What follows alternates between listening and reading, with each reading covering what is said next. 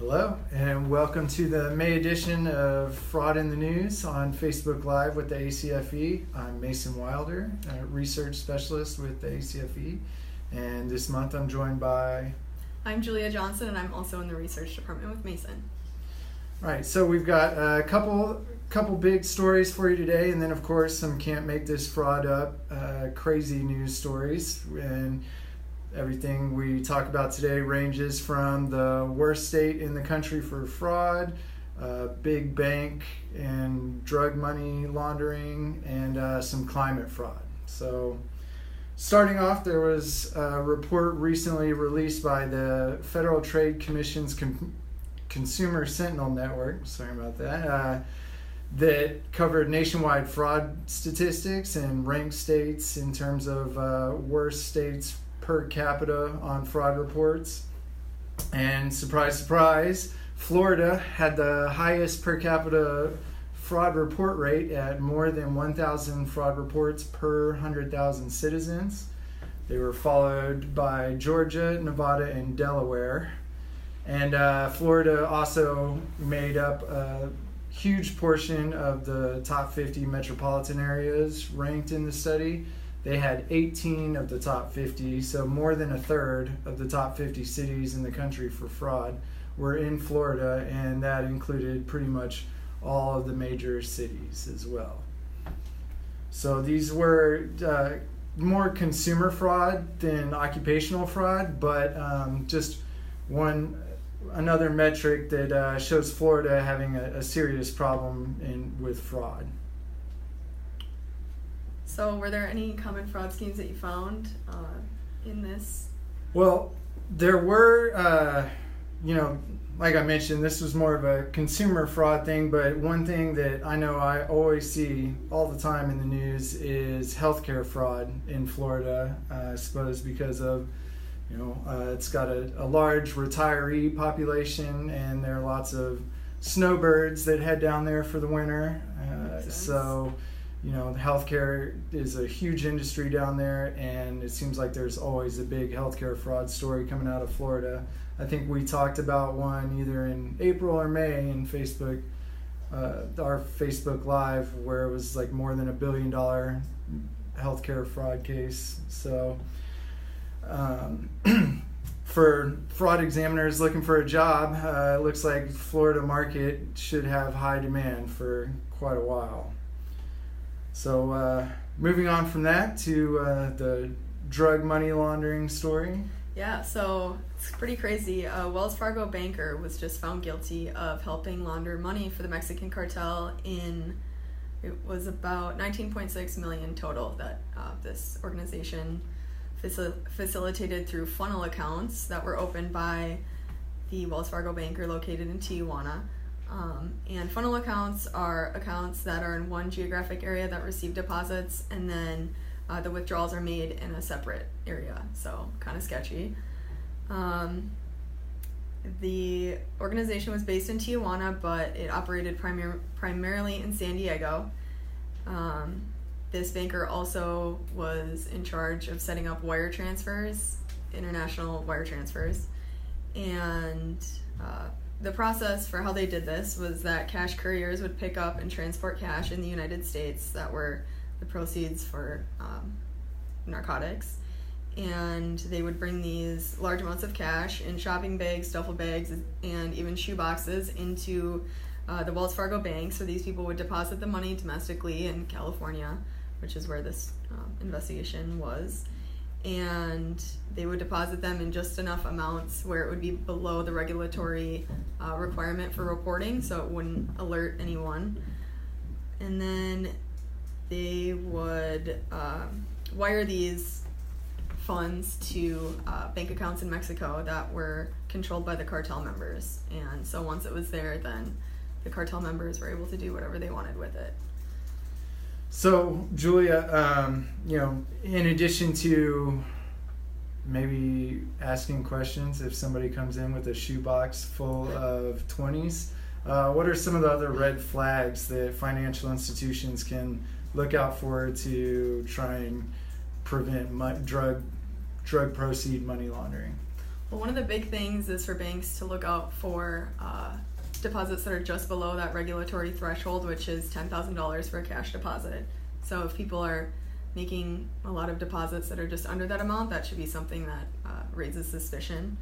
Another thing that banks can do to kind of get this under control is to keep an eye out for accounts where somebody's depositing money in one area and withdrawing in another, since that most people who are using a normal bank account don't do that frequently. And then the last thing that people can look out for too is when people are making deposits, to make sure that the signature on the signature line and then the payee have the same handwriting. Sounds good. I know this is just kind of one of the latest in a string of drug money laundering cases involving banks, and also the latest in a string of not great stories for Wells Fargo. So although it looks like it's just going to be the individual banker and not the institution that is punished here. So speaking of institutions that are coming under fire recently, I know that the ExxonMobil has been in the news recently related to research that it commissioned back decades ago in the 1980s about climate change. And so this story popped up again recently because one of the predictions in their climate research in the 80s that had to do with the concentration of carbon dioxide emissions in the atmosphere, that came to fruition recently, where there was a measurement in, I think it was Hawaii in early May, that had the carbon dioxide at 415 parts per million in the atmosphere, which in 1982, ExxonMobil had a study that predicted that in 2019, the parts per million for carbon dioxide in the atmosphere would be between 385 to 415. So we're right at the high end of that range. And also their predictions for the increase in global temperature is right there as well. And so this research has been the subject of at least 2 lawsuits that are currently ongoing in Massachusetts and New York, I'm pretty sure. And there are also numerous other investigations ongoing.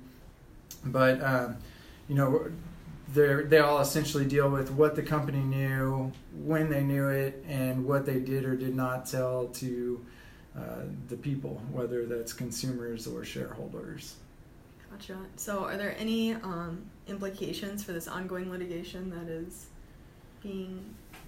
Well, the Supreme Court just allowed the Massachusetts suit to go forward, which there's a difference between the 2 lawsuits. The Massachusetts suit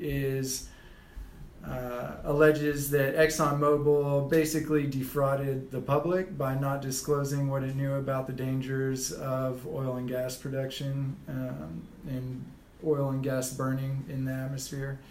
And then the New York lawsuit is a little bit different because it is on behalf of the shareholders in ExxonMobil that alleged that they were defrauded by the company, since the company knew that what it was doing would cause damage to the environment, but did not disclose that to shareholders. So obviously ExxonMobil is not the only oil and gas company in the world, and so the ramifications here are, depending on what happens with these lawsuits, that could set the stage for a number of forthcoming lawsuits against other polluters, either in the oil and gas industry or beyond. So it'll be really interesting to see how all this plays out.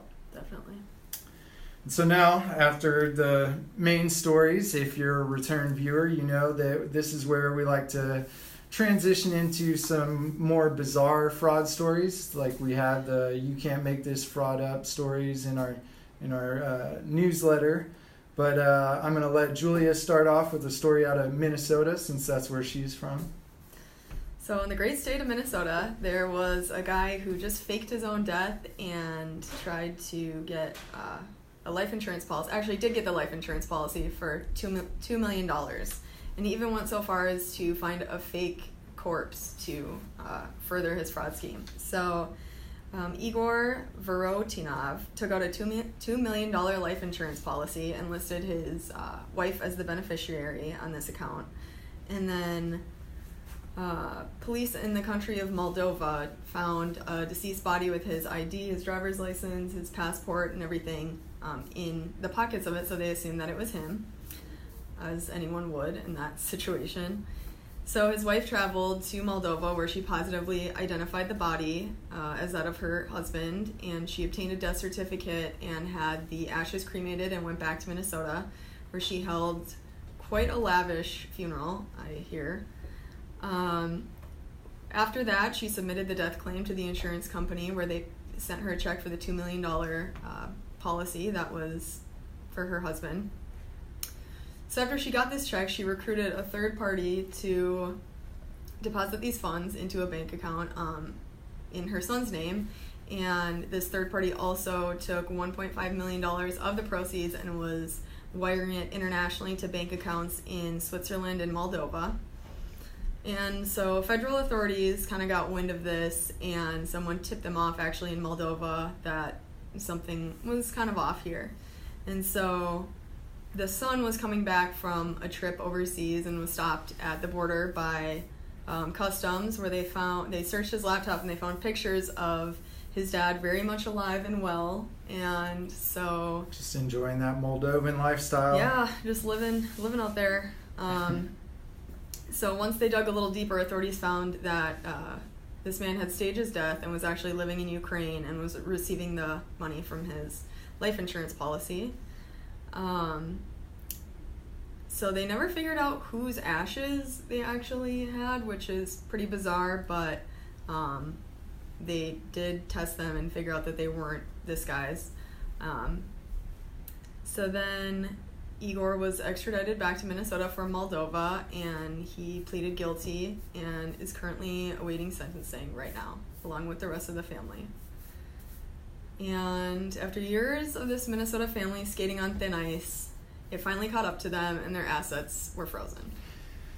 Yeah, you know how we like the puns in this section. And speaking of frozen assets, our next story involves a New Jersey man who lured senior citizens into a genetic testing scam to bill Medicare for various genetic tests. It turns out he used a nonprofit organization to gain access to the senior citizen housing complexes, and then he basically recruited healthcare providers on Craigslist to participate in this scam, where he suggested to these seniors that if they didn't get these genetic tests, they would be at a higher risk of heart attack, stroke, other diseases, and even suicide. It turns out that this guy was employed as a salesman for the lab services that provided these genetic testing services, and he ended up billing Medicare more than $430,000. But the real kicker here is how he got these seniors to the presentations where he scared them into genetic testing, and that's that he promised free ice cream.